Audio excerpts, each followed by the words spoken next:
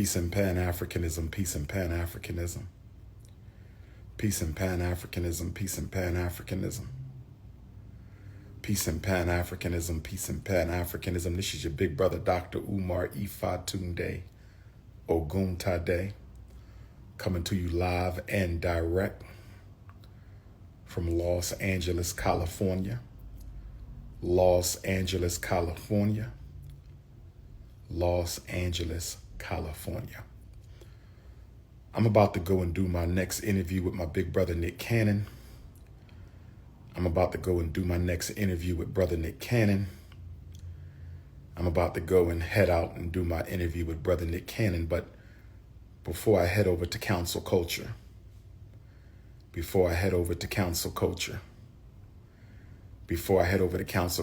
want to speak to you guys about a very serious issue in our community. And that is the issue of spiritually malnourished Africans. Spiritually malnourished Africans. See, a lot of people talk about high value and low value. A lot of people talk about high value and low value. A lot of people talk about high value and low value. I don't operate in the dichotomy of high value and low value. I don't operate in that dichotomy. I operate in the dichotomy when observing other Africans.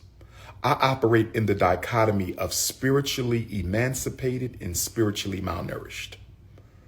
That is the continuum that I'm looking at you. That is the lens I'm using through which I'm looking at you. Are you spiritually emancipated or are you spiritually malnourished? Because if you are spiritually emancipated, I don't have to worry about trauma. I don't have to worry about jealousy. I don't have to worry about envy. I don't have to worry about selfishness. I don't have to worry about narcissism. I don't worry about competition, attention seeking. When you are spiritually emancipated, I don't have to worry about that. But when you are spiritually malnourished because you pay more attention to your career than your soul, spiritually malnourished, you pay more attention to the car you drive and the house you live in than the condition of your soul. Spiritually malnourished, you care more about hair and shoes and clothes and vacations and partying more than the condition of your soul. That's what matters to me. That's what matters to me. Spiritually malnourished Africans will never understand the worldview of a spiritually emancipated African. And if you are a spiritually emancipated African,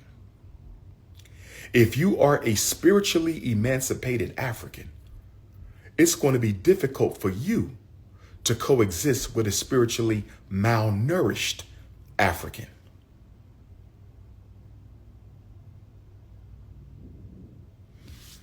You see, spiritually malnourished Africans, they are trapped in a world of constantly craving attention and various needs and wants. Their whole life is about needs and wants, fears and worries. Spiritually malnourished Africans, they care what people think about them. They care about how people see them. They care about how they come across to other people. Don't get me wrong. It's okay to have a little bit of a social IQ.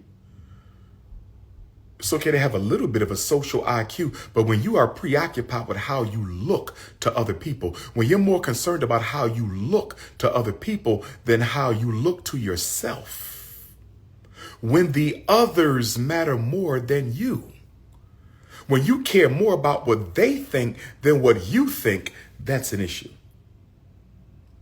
Some of you live in spiritually malnourished families. If you came from a spiritually malnourished family, this is a family that cares about how they look to the neighborhood, how they look in church, how they look to their coworkers. Children might can't stand them. Husband might can't stand the wife. Wife might can't stand the husband. Inside the house, it might be toxic and unhealthy, but as long as we look good to the world, as long as we look good to the world, as long as we look good to the world, that's all that matters. How many of you know people who got married because of how it looked to the world? They couldn't even stand each other. But she said, I'm pregnant and I can't afford to be out here with a baby not married to the man, and the man don't even like the woman, but he's worried about how he looks to his business partners and how he looks to his church. And so they go and get married and they don't even like each other because they care about how it looks to the world. Spiritually malnourished Africans.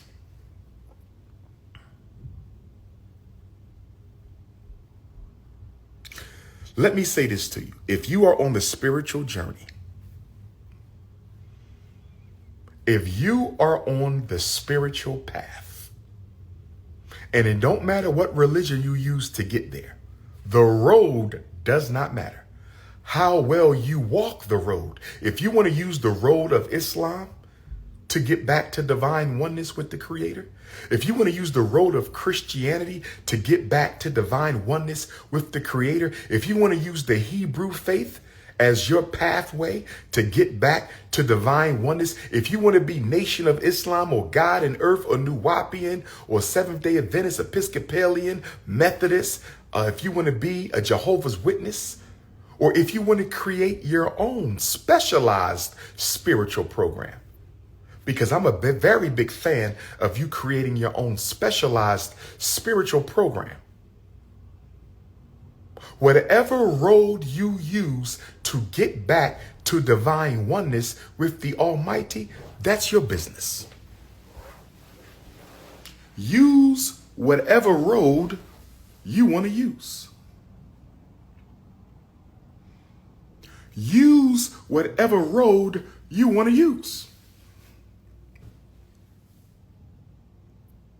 But when you are on a spiritual path,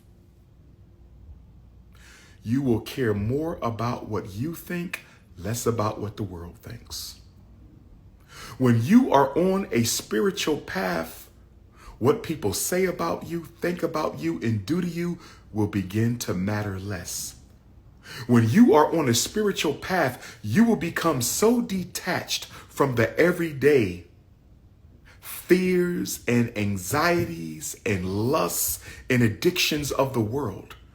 You will begin to feel like an alien in outer space. You will become a spiritual alien because the things that send other people into suicidal rants and depressive episodes, the things that send other people into panic attacks, the things that send other people into bouts of hopelessness, it won't even matter to you no more. The more spiritually liberated that you become, the more spiritually liberated that you become, the more spiritually liberated that you become, the less what other people have matters, the less what other people think matters. The more spiritually liberated you become, the more peaceful you will become even around your enemies. Your enemies won't even understand you no more. The things they used to say that got under your skin don't even matter no more. When you become spiritually liberated, you stop holding grudges. There's no jealousy in you. There's no envy in you. And you don't lust after relationships, personal or romantic. When you start getting spiritually liberated, you're not lusting after relationships no more. personal or romantic. You are fine being your own company when you are spiritually liberated. You don't have to go to the club every day. You ain't got to go to